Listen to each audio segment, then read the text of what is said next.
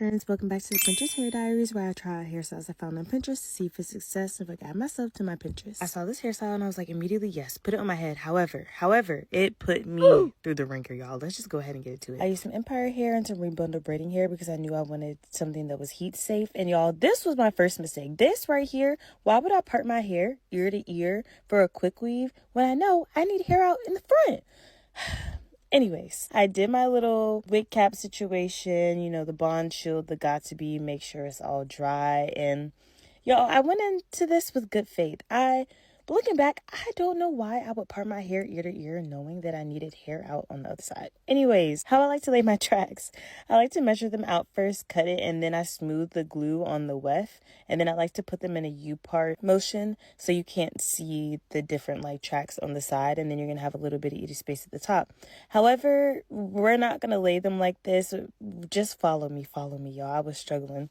I made sure all of this was dry, and then I cut off the weft of some of the hair because I knew I wanted to feed in some hair. And then let's get into the cornrows. So I did 10 on this side, and I realized at the beginning I was making them a little too big, so I went back and kind of made some of them smaller. And like I was saying earlier, I wanted to feed in some of that hair, kind of like boho braids, because I wanted it to just blend seamlessly with the quick weave in the back. And then when I got to the other side, my mistake. So I went ahead and parted that hair out. I added some more tracks. Y'all, I don't even want to get into it. It was 5 a.m. at this point. I was literally in distress. I will say I wish I made the cornrow part of these a little bit longer, but a little tip that I figured out how to do was kind of to part some of that hair out and do individual braids just to blend everything together. And then, y'all, this was 5:30 in the morning, and I saw that you could see the tracks, and I said, oh baby, I'm going to sleep.